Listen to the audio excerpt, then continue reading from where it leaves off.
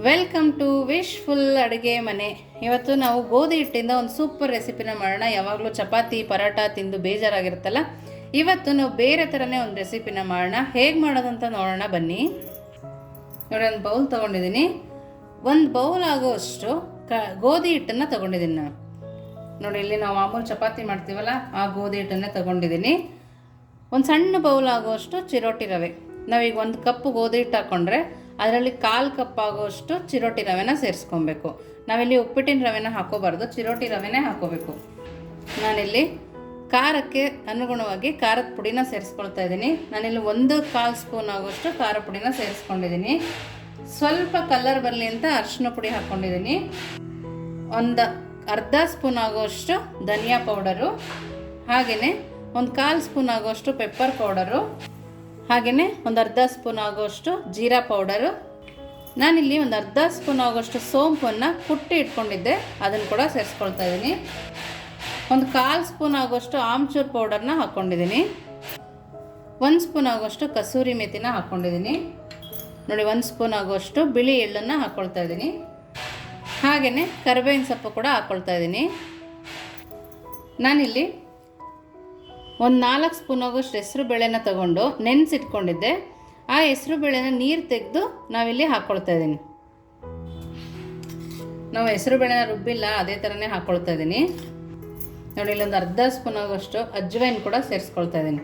ಇದನ್ನು ಸೇರಿಸ್ಕೊಳ್ಳೋದ್ರಿಂದ ಕೂಡ ಫ್ಲೇವರ್ ತುಂಬಾ ಚೆನ್ನಾಗಿರುತ್ತೆ.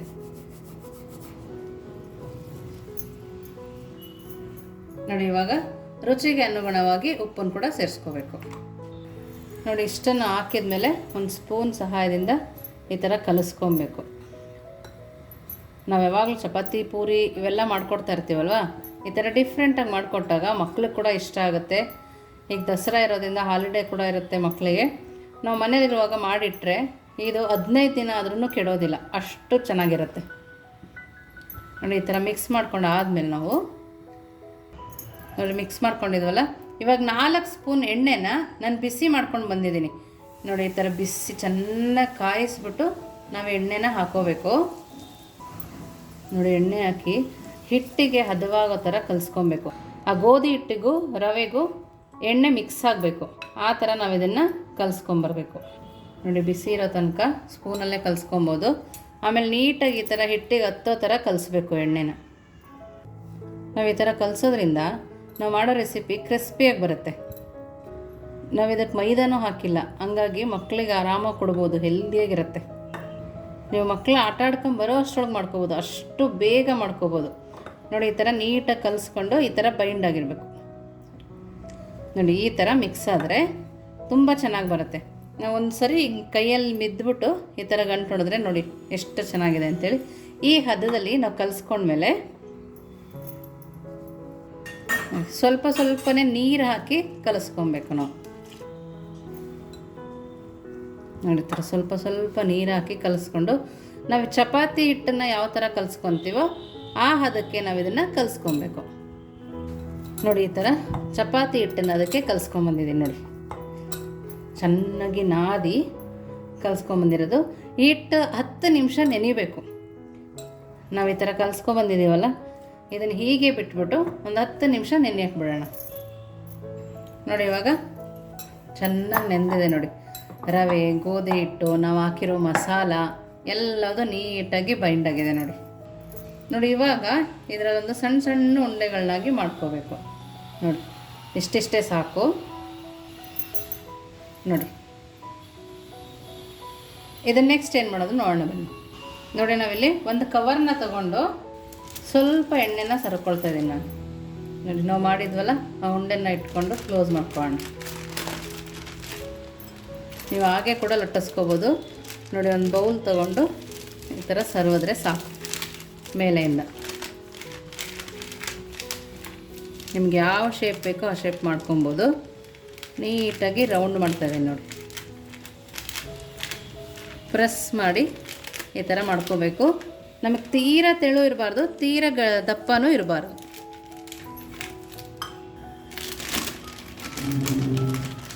ನೋಡಿ,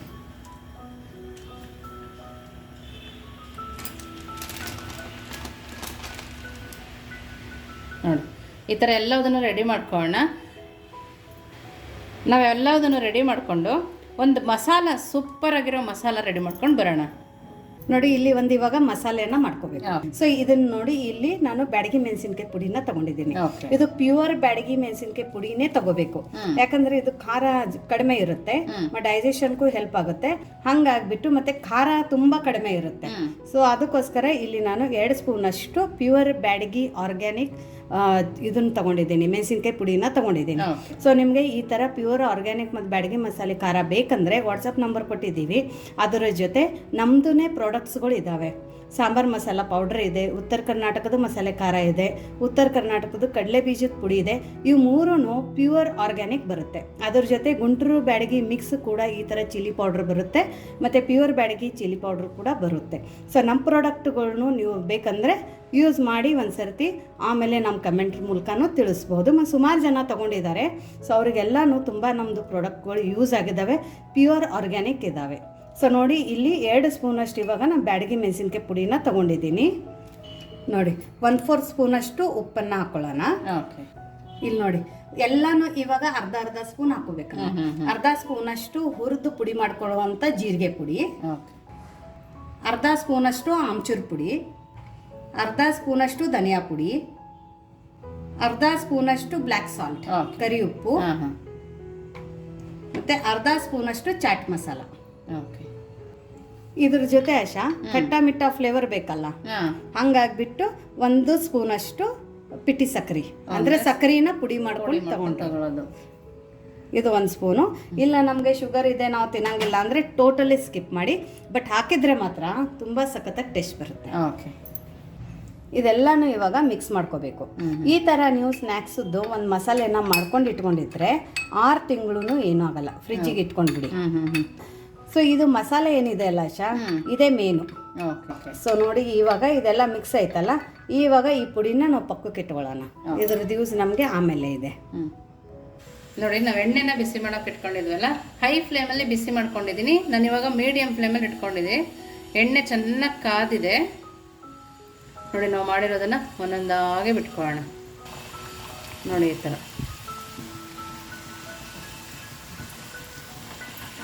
ನೋಡಿ ನಾವು 3 ಹಾಕೊಬೇಕು, ಇಲ್ಲಾಂದರೆ ಅದು ಒಂದಕ್ಕೊಂದು ಅಂಟ್ಕೊಬಿಡುತ್ತೆ. ನೀವು ಎಣ್ಣೆ ಜಾಸ್ತಿ ಹಾಕಿ ಜಾಸ್ತಿ ಕರ್ಕೋಬೋದು.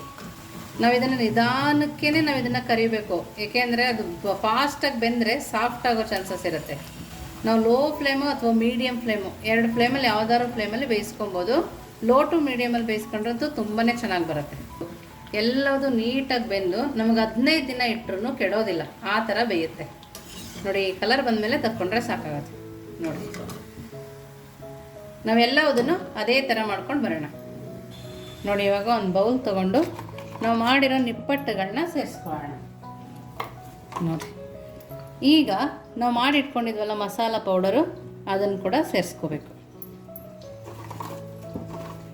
ನಿಮಗೆ ಮಸಾಲ ಪೌಡರ್ ಮಾಡ್ಕೊಳಕ್ಕಾಗಿಲ್ಲ ಅಂದ್ರೂ ಖಾರದ ಪುಡಿ ಮತ್ತು ಸ್ವಲ್ಪ ಸಾಲ್ಟನ್ನು ಮಿಕ್ಸ್ ಮಾಡಿ ಸೇರಿಸ್ಕೋಬೋದು. ನೋಡಿ ನೋಡೋಕ್ಕೂ ಎಷ್ಟು ಚೆನ್ನಾಗಿ ಕಾಣಿಸ್ತಾ ಇದೆ.